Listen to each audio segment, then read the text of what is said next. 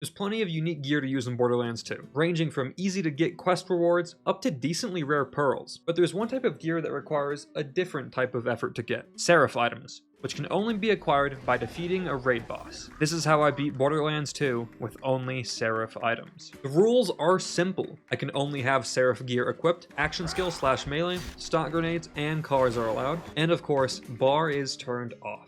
I want to get my hands on a Seraph weapon. However, they are incredibly rare, with only 2 reliable ways to get them, with only one of them really being viable in normal mode. I'm gonna need to kill a DLC raid boss. There is one major issue though: killing a raid boss gearless is not easy, and the lowest any of the DLC bosses will scale to is level 30, and I'm currently level 1. So I'm gonna need to gather XP, but how do I get a lot of experience fast and without any gear? Insurance fraud! Oh, we're doing this again. Alright, goddamn. First off, we go to Digistruct Peak to hit level 5 for our action skill, turning in the door quest to hit level 3, and letting the skags jump at us for level 5. Next up, I'm off to Tina DLC to collect its XP while it still has the most value. We'll run off to the right-hand side of the door, dodging enemies and the dragon until Mr. Bony Pants spawns. Big damage. Then, we'll bait him over to the rock golem to get himself killed, making sure to hit this respawn station while on the way, so if we die, we won't lose any progress. Bony Pants, stop running! Come here, you short-legged fiend. If I bleed out, they should still fight each other because I should spawn right next to them, right? Just please be fighting each other, right? Just fight each other. Oh yeah. Once Bony Pants is dead, we're off to Flame Rock Refuge, doing all of the setup stuff until the side quests open up. Can I hit the barrel? What's happening here? Imagine if I had silenced the voices while doing this. I'm just hitting myself over and over again. We'll be taking Roll Insight. Reginald Von Bartlesby dropped me $48. Appreciate him. Fake Geek Guy. Oh, don't be too slow. Don't be too slow. No. Oh! Ellen Shining Armor. Wow, this is... No, I wanted to live, and Critical Fail. These are all fairly easy quests, with Critical Fail being the hardest, mainly because you have to get past the Orc camp alive. Not sure if you know this. I don't want to get shot. Raw Humie? I'm not a Humie, I'm a beast. Oh yeah. Oh yeah, this is looking like a massive kill myself in real life angle. I don't have my action skill back. Grug, hey, we can talk this out, Weave. Oh, I have to get the other 2 fruits without dying. Easier said than done. But done! Doesn't even matter. Get me out of here. After completing all of them, we'll be midway through level 9. Then it's back off the Digistruct Peak to farm more skags until I hit level 12. Finally. Now off to Torgue DLC, where this route breaks open. We're here for Death Race in particular. Completing Tier 3 rewards just under 10,000 XP, and I need to level up a lot before I can even think about taking on a raid boss. But first, I need to get there. Starting with the mobbing outside the arena, and it went alright. Oh, don't kill me. The first of many deaths we'll be having. Well, might as well kill myself while I'm at it. Then for the arena fight. This one's a little bit trickier, but still manageable if you know what to do. Just hide in the back and wait for the other enemies to kill each other, and then swoop in for the last kill, is what I would have liked to happen. But oftentimes, there are more than one enemy of a faction left alive, leaving me to deal with it. Bruiser's my best bet of killing someone. Yeah, best bet doesn't mean it's good, though. Alright, cool. I've died. Nope. Buzz Axe, please hit. Bro, I hate life. I can't believe I hit that one, though. Gotta play smart here. Alright, back corner. Let's hide away. Is it 5 or 4 ways? Don't call me a loser. Oh, no, don't tell me they're done fighting each other and I've got 4 people to clean up right now. Oh, I need this guy to come into melee range. I can't believe that hit me. Come here, let's fight melee.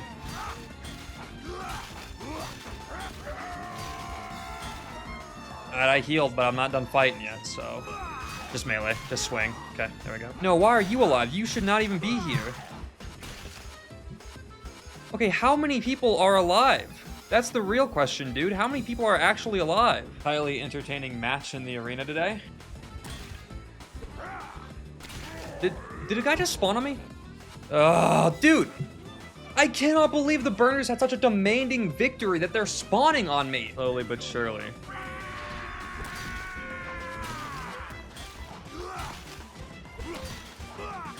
Oh my god, that was it. Dude, I just... You guys are gonna kill me. You know, honestly, I didn't expect this guy to come down here and fight me himself. Okay, now he's ascending. This game gets weirder and weirder every time I play it, dude. Now that that's over with, it's off to the beatdown, which is aptly named, because that's what happened to me. Yeah, you wanna fight with me? You wanna fight with me? Oh, I don't wanna fight with you. Yeah, let's go our separate ways. No! Oh no. Stim? No stim. I died. Oh no. Oh no. Oh no. Holy!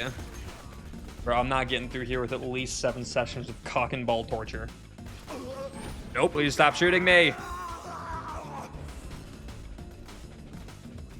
Wait, I had to respawn. Oh, thank God. Overall, it didn't take me too long to get through, but was way harder than I initially thought it would be. Inside the bar went much better. Playing as Krieg made killing the badasses in the bar brawl relatively simple.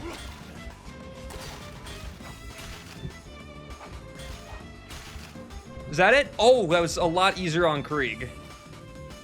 Ooh, stop shooting me! Now it's time for Pyro Pete, which could be a massive roadblock, but luckily I know a trick. If you spam jump into this corner, you'll float up. Yeah, what's this one? Sorry if you hear this. Okay, then you just sit up here and wait for Pete to jump at you. If you're feeling froggy, jump. Why would you go that way? If he jumps at the right angle, he'll get stuck, and then you can saw at his ankles until he finally bleeds out. I've always said that I love pounding my Pete. Sounds odd.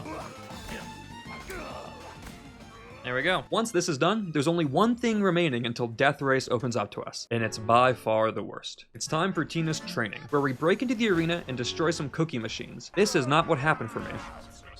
Oh, Christ almighty, this is gonna be bad. I'm gonna try to describe what a fraction of the anguish this place caused me felt like. Okay, here goes nothing. Imagine jumping into a meat grinder and hoping a piece of your brain comes out intact. That's what this felt like.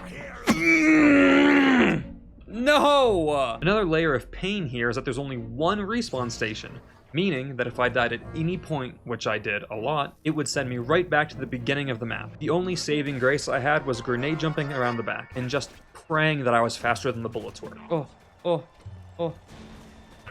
Why is there a guy right there? Oh, he looks like not fun.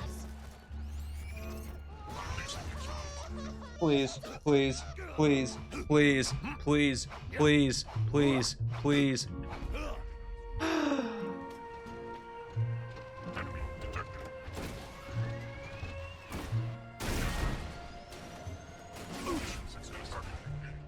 Man, kill yourself. Eventually, I got lucky and managed to somehow get to each machine and destroy them. Oh my God. Get me out of this map. And after what felt like an eternity of torment, I was out. Tina, you owe me like $700 for what I just did. Finally at Death Race, and I can get to grinding out some levels. Here are 2 maps of the Death Race track. One is the normal/intended route, and the other is the route that I take. I'll walk you through my route that I did for this grind. Once the ready objective checks off, start moving. We'll want to stay off the road for this, as it's poorly built and has random bumps all over the place. We'll go around the side of the first checkpoint, and then over the main road. Then, it's around the back of Moxie's, and off of this ramp onto this overpass. You'll want to save a minimum of 3 bars of boost to make this jump consistently. Then, it's off the overpass and to the right of the road. Once through the gate, it's off the ramp again, where I like to have as much boost as possible. Then it's off the bridge, through the checkpoint, and then boosting around the start line to avoid flipping the car. Repeat the lap, and you should complete it with seconds to spare. Just make sure to watch out for invisible objects, which pop up every now and then. Those are just the ghosts of boom bike drivers with unfinished business. So, I did Death Race for about 3.5 hours until I hit level 30. But eating a raid boss with gear at level 30 can be difficult, and I won't have any until after I kill them. Not to mention even getting to them could be a challenge. What I'm saying is I'm not done with Death Race. I need to be the highest level possible to have the best chance of killing any raid boss. What level is that, you may ask? Level 50. There is one major difference in the 30 to 50 grind from the 15 to 30 grind though. Getting from level 15 to 30 only took me 3 or so hours. However, getting from 30 to 50 will take you a lot longer. How much, you may ask? About 10 hours. Nothing too big. So, yeah, I was in for another 10 hours of Death Race. There's really nothing notable about this. I just watched YouTube on my other screen the whole time, other than this invisible object, which was flying. So that's awesome. While I drive in circles for hours on end, let's talk about our options for raid bosses and which is the best to tackle. These are the options for raid bosses that have a chance to drop Seraph gear in normal mode. Immediately Master Gi and Dexedurus are out because they're annoying fights and farming them would take forever. That leaves us with 3 options. Let's remove Veracitus because he'd be too difficult, and that leaves us with 2. Hyperius and the Ancient Dragons. And honestly, it's an easy choice. The dragons have a 33% chance to drop one of their items, with one of the 3 being guaranteed each run. Hyperius, on the other hand, is a 0.29% chance to drop 1, without any being guaranteed at all. So the Ancient Dragons are the clear winner. And would you look at that, we're done with Death Race. Boost. Alright, this is the completion of the final race, I believe. Level 50? Please? I'm nauseous. Okay, I'm never doing that again. Here is all of the footage in the timeline, all 10 hours, proof that I did it.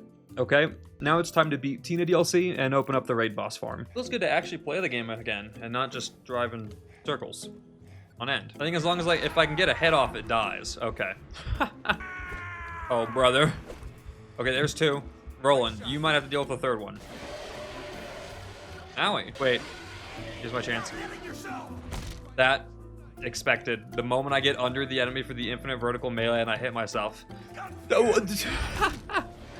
Twice in a row is crazy. Thanks, Roland. You could have done a little bit of damage, but I guess not. Stock grenade kill.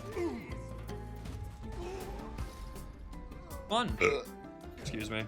I'm recording. I can cut that out of the video. Why did I say excuse me? Lightning bolt. Having an archmage for a father's gotta suck. Imagine he takes you to a wizard meeting, you accidentally make a noise, lightning bolt to the head instantly. You make another one, he takes away your bones for the rest of the meeting. It's just gotta suck. Stop moving. Sounds like it used to help. No, I actually got this, Tina. Tina, I very much have this. I very much have this. Okay, he's dead. Oh, I'm dead. Oh. Oh, brother. My beast has been released. No, the boss, man. Well, did most of her health. My work here is done. How bad could this be? Me after hitting myself? How bad could it be? Oh, don't completely resist the damage.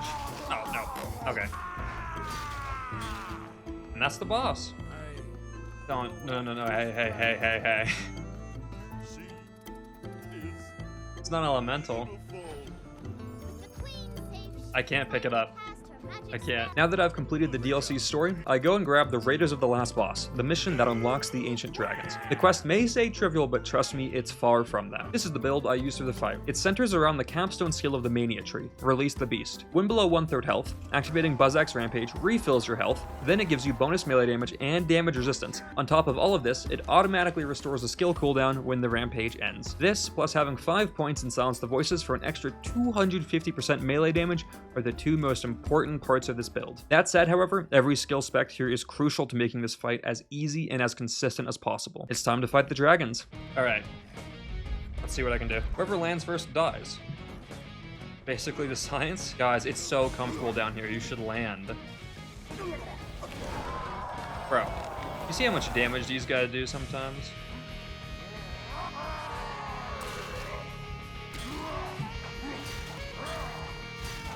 Just critical hits is all I need. No, not me. Krieg! Bro. Are we seeing this? Look at that damage. No! Man. I misreleased the beast probably by 5 health, and the first attack happens to be a self-hit? I got 3 melees off there, and 2 of them were self-hits. It is a 12% chance! Like, I know part of it's a skill issue, because I missed time release the beast. I thought I'd have less health there. Thought his little nibble would actually do damage. Dialogue line's actually kind of helpful. Let's not self-hit that much. Let's not self-hit that much. Let's not self-hit that much. Alright, there we go. Bro, stop hitting yourself. Okay, that's 1 of 4 dead. God dang, man.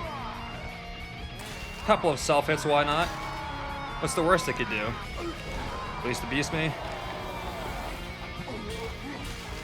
I do have to hit headshots and criticals. The hitboxes need to work for me for that. Cool. Let's not kill myself.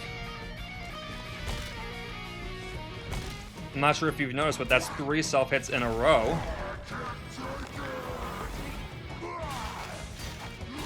Crits, please. Alright, just boost. The guy who's been slagging me the entire fight, by the way. Let's not waste time self-hitting Krieg. And that's a kill. There we go. Good RNG. Beautiful. The great Iridium farm, though. There it is. A Seraph weapon. Well, you know, I would have preferred a gun, but I'm gonna farm them to get their other 2 drops as well. And I'll give you the tricks I use to make the kill as consistent as possible. First off, there is an optimal order to kill the dragons, a little murder PEMDAS. Boost is the first to go. He can level the other dragons, which is really bad, as it takes away the one advantage we have in this fight, being grossly overleveled. Next is Helianth. They're the tankiest, apply a nasty shock dot, and can res the other dragons, so they've gotta go. Then, after that, you can take down Incinerator and Brood in any order. It doesn't make much of a difference.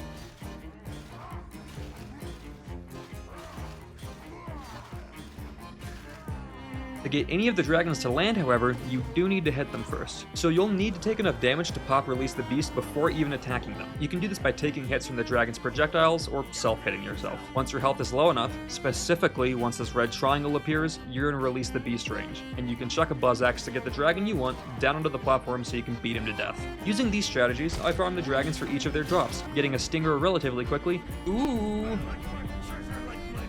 Diva Stinger. Look at that.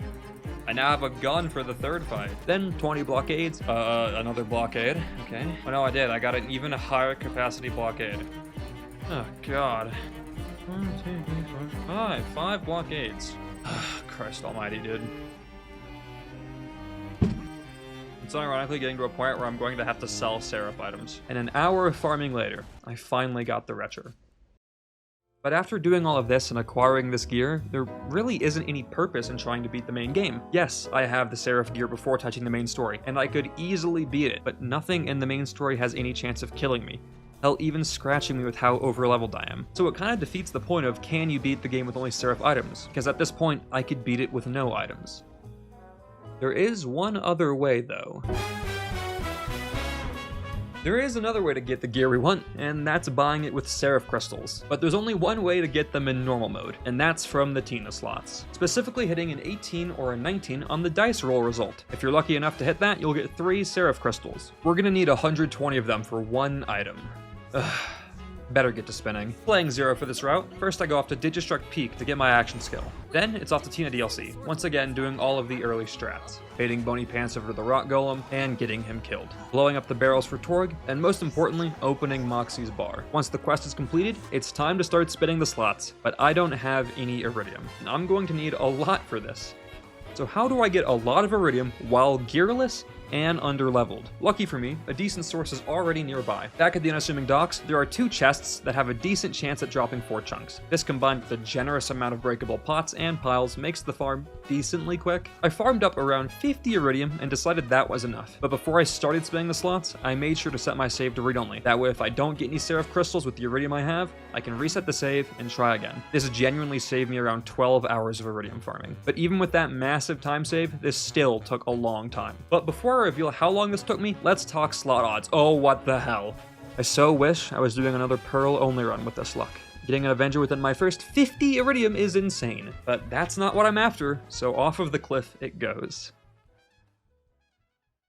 Back on topic, the odds of these slots are mostly a mystery. You can compare certain payouts to the base slots, but it really isn't an accurate comparison, especially with the amount of variability these slots have. My best guess is that hitting the dice roll is about a 1 in 10, and then according to the wiki's dice roll odds, which they for some reason have, hitting an 18 or a 19 is a 1 in 36, making the overall odds of getting Seraph crystals 1 in 360. Now you might be thinking, how is hitting 18 or 19 a 1 in 36? Shouldn't it be a 1 in 10 because it's a 20-sided dice? Let me tell you, the game is rigged. The dice roll is clearly weighted. If it wasn't, the odds of hitting a 1 and a 20 would be the same, but I hit a 1 dozens of times and only hit a 20 2 times. one of which was a madhouse that I got to keep because I pulled some crystals with it, and the other was a skull masher that I had to throw off of the cliff. So those are the odds, at least my best guess at them. But back on the wild variability of these slots, the shield and grenade mod payout can apparently give legendary gear, but I couldn't find any video proof of this at all. However, I know it's true, because I got a Whiskey Tango Foxtrot that I decided to keep. Here's the thing. I've only spent so little already. I don't care. I don't care. I want to keep it. That's an insane slot pull. That is insane. From a slot machine. And I also got an electrical leech, which is insane. And even crazier, I got a shock fastball. Pulling a shock fastball?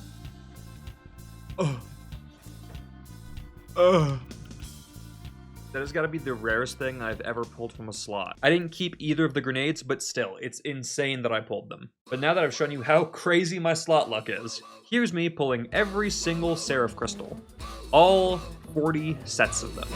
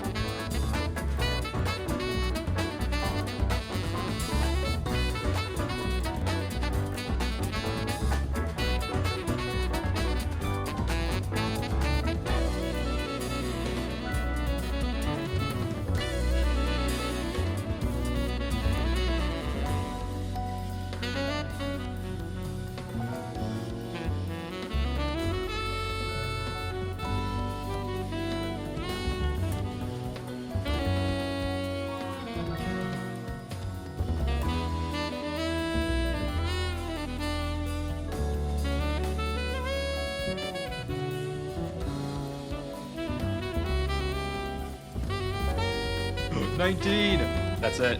Thanks for the extra iridium. 120, finally over. Finally. Overall, pulling every single crystal took me just under 30 hours over the course of 10 days, with around a third of that time being iridium farming. Thank God for read-only. Now I needed to level up to 15, so I could use the Seraph gear from Kart and Torgue DLC, the two DLCs that scaled down that low, completing Critical Fail for level 12, and then I went off to Digipeak and let the Skags jump at me until I hit level 15. Setting my save to read-only in Flamerock Refuge so I could save my crystals and rescale the DLC later for higher level gear, I headed off to Scarlet DLC. Finally at the Seraph Ender after 30 hours of work and... What? No. This can't be right. What? Why is the gear level 30? Okay. Maybe it's just Scarlet DLC. Let's check Torque. Nope. Okay, what is happening? My best guess is that for some reason, the Seraph vendors just scaled to the max level of the DLC. Given that the one in Flamerock Refuge has level 35 gear in it, that would make the most sense. Except that's not even the case. Hammerlock DLC's vendor scales to 30, the lowest that DLC goes to, so what is going on? I just spent 30 hours farming Seraph crystals from the slots so I could use the gear without being overleveled for the main story, and I'm sure as hell not doing Death Race again. So, here's what I'm gonna do. Really quickly, I'm gonna play the main story gearless up to getting Claptrap's stash unlocked. Then, I'll set my save to read-only, buy an item, put it in the stash, and reset my save to keep the crystals. Then, I'll just level down the gear to my level using Gibbed. I think leveling down the gear is fair, considering what I did to get it. It's finally time for the main story run. And like that, I have guns. Oh, and that's grenade regen, right? Let's see how much that does. Oh, I feel like I should actually fight everyone here, considering that I have Seraph gear.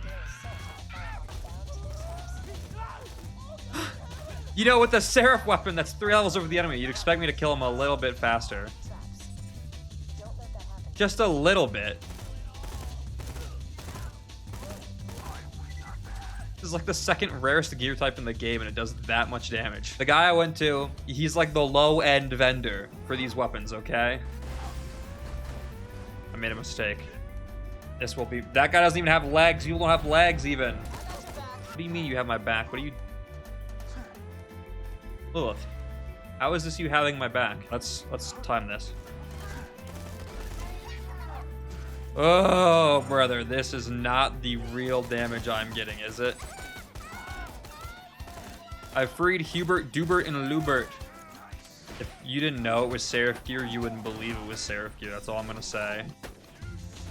This gun's so inaccurate. Like, I could easily clear the stronghold if I started big boom blasting. Are we seeing this accuracy right now? What is the accuracy on this sniper? 82? I mean, sorry, what? Okay, now shooting it.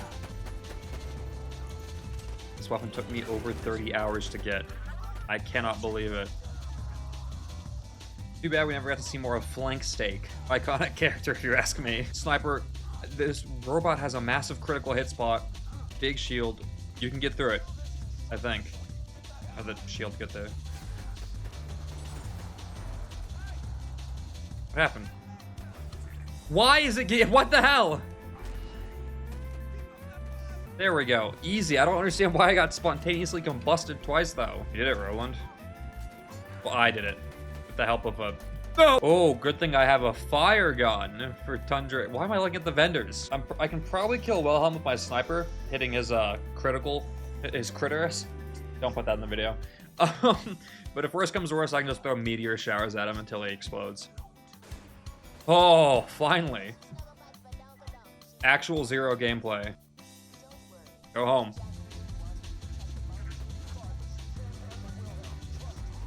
Genuinely so much worse than I thought it would be. This is a Seraph weapon, dude. Oh, I throw the meteor shower and he starts to disappear. Okay. Hey, man, you can die. I'm not going to use the meteor shower. There we go. Rest in peace. What gun you got, man? That doesn't look like a Seraph to me. Where you... I'm sure it will. If I just throw 5 grenades to add my own mortar shower. Wait, Lilith. Lilith. Jack's bombarding the city. Oh my god. Someone shoot me so I can get a boot. What the hell? Heavenly rat be like. There's gonna be a worm that eats my fast travel beacon, right? I'm gonna go grenade, grenade, grenade, grenade. Okay, the grenades were worth it. There we go. Watch this crazy jump I'm gonna hit. Oh no! Call that one the corkscrew. Maybe I shouldn't drop reload while facing the grinder. Just a thought. Oh no, how about no, how about no, how about no, I gotta buy ammo. And maybe a new pair of legs as well. Don't repair that one. Hip firing this thing and fight for your life. Ooh. A blind donkey would have a better time throwing a dart. Alright, I'm gonna do some clan wars. Get some XP, and then I'll go back and get more gear from Scarlet and Torgue DLC. I'm gonna hip fire right here. If I miss, I miss. Oh! You okay, man? Okay, I made a mistake, I made a mistake, I made a mistake! Oh, okay. Listen to me, man. You can't tell anyone about what happened here, okay? Okay? You can't tell them. I've chosen my side. I'm gonna kill everyone on this side, because, easier for farming.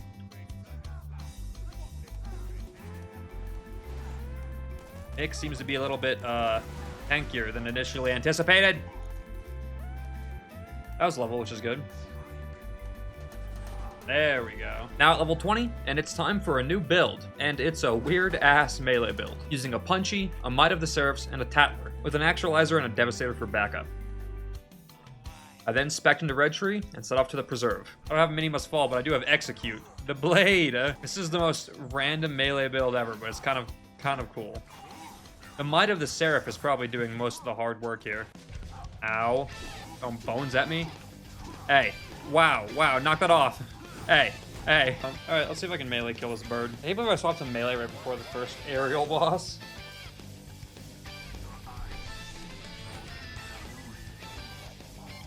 Did you see how quickly my shield came back up?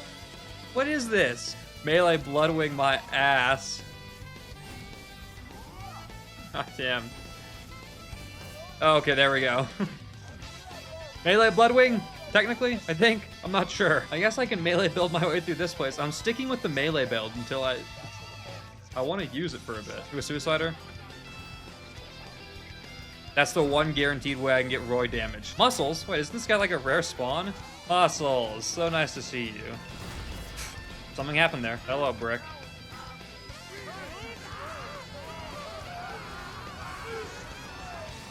Something's happening up there. Why is there no... I didn't dash, there was just no sound, just a very silent death. I'm throwing a grenade into the kindergarten? Don't know how I feel about that. Tried to hit a crit there, I just did not. I missed. Roid! Yeah, roid damage. I never... I just had to choose the single tankiest shield for that. Alright, I'm going in. This Jack Devil's gonna die. Oh, I'm roided! Alright. My own grenades roided my damn... What am I saying? I killed him.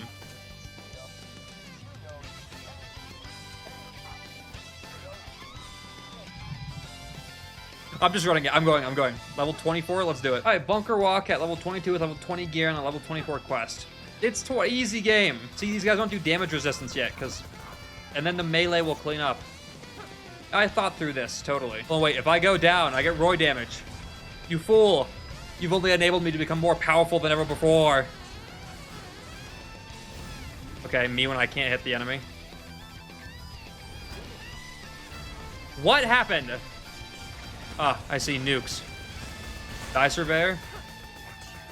I'm gonna melee this guy because it's the last thing I do. Probably will be the last thing I do at the rate I'm living. I meleeed him. Can't say I didn't. Despite the fact that I've been running this quote-unquote melee build, I will not be meleeing the bunker. Ow. Damn. Thanks, Brick. I don't feel like I'm doing great. I don't feel like I'm doing great damage. Yeah, I got it. I didn't spec into any build that was like plus critical damage. But this was a choice that I made and it was a bad one. Slow bullet projectiles. Doesn't matter. Ew. The hell? I won't put the parking brake on him, I think. Probably going into death phase now. Oh my god. Hey, finally, we're here to die, huh? Nice. Oh, what? Actually insanely tactical turret. This is insanely tactical. That's why he's the GOAT. He would never die. He's the GOAT. Last injector. With control core completed, I really quickly went off and skilled Sawtooth Cauldron. Then I farmed Mobley and Gettle up to level 27 before getting my next build setup. There we go. And a double drop on the final kill, huh? Grabbing a Sponge and an O negative from Torgue DLC, a Retcher, and most importantly an Ahab from Scarlet DLC. And set up the Ahab build. Oh god. The Ahab build's a question that maybe it's best left unanswered. I don't plan on doing this build for very long because I'm, Damn it. Yeah, because that. Hit me? Oh, I just regen the ammo for myself right there. That's pretty good, actually. The Ahab build. I can't believe it. Let me be clear. This is the best idea I've ever had. Ooh, snipes. You got it, Brick. Oh! This is the best build I've had in any challenge run to date. Oh. Okay, there's one. If he does a strafing, then I'll take him out. Big.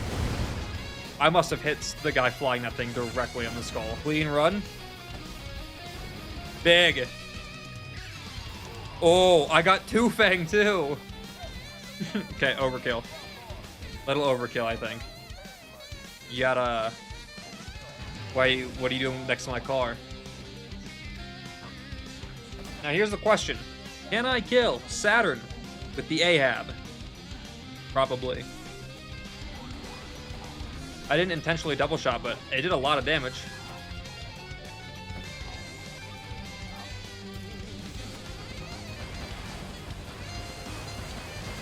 Hey, bro. Leave me alone. How are you alive? It's surprised it worked as well as it did. I had to drop reload, but who cares? Before completing the game, I decided to farm Saturn to level 33. There we go. Ahab build, go crazy. Then, I went and got an on-level Seraphim and Patriot, and used those two to farm Tinder Snowflake for level 35. I did this so I could use all of the Seraph gear available to me, getting an Antagonist, Florentine, Seeker, and Shatter of the Seraphs at Flamerock Refuge. Then I played through the beginning of Hammerlock DLC with this gear until I got the Seraph shop unlocked. I then bought one of each of the weapons. Give me that. Faction, binary! Alright, lit. And then headed off to finish the game. Hey, King Mong, how you doing? How you doing, King Mong? Good. Let's see how the infection deals with under-leveled gunloader. Wait, no. Are we serious right now? Like, technically one bullet killed them. Actually, that was two-fang. On-level gun, by the way. Alright, let's try this. Criticals. Oh, critical hit kill. The sniper build has finally come together. Oh, wait, this is gonna be cool.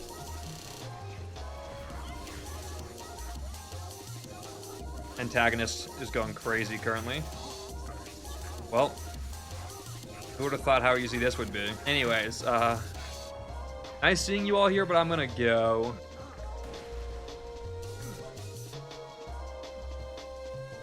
Rip it. Every time I say rip it, I think I sound like a frog. Talking to myself like, rip it. Alright, what's the plan? I'm gonna Hawkeye Jack, double shotting him to the head should kill him. And then Interfacer Warrior, it should also kill him. Yep, finally the 50-hour playthrough will end. This one. Okay, well, that was easy. Deathmark. Interfacer. Well, he's not on level, so it's kind of fine that he's dying that fast. Deathmark's pretty good, can't lie. There we go. Yep. I really should have brought the Ahab so I could kill him. What do we think? What do we think? Infection, that's gotta be embarrassing, right? Okay, well. If you enjoyed this video, make sure to like and subscribe, all that stuff. It really helps out. Go follow my Twitch as well. And feel free to leave a comment on this video congratulating my storage drive for holding all 50 hours of both routes footage. That's about it for me. See ya.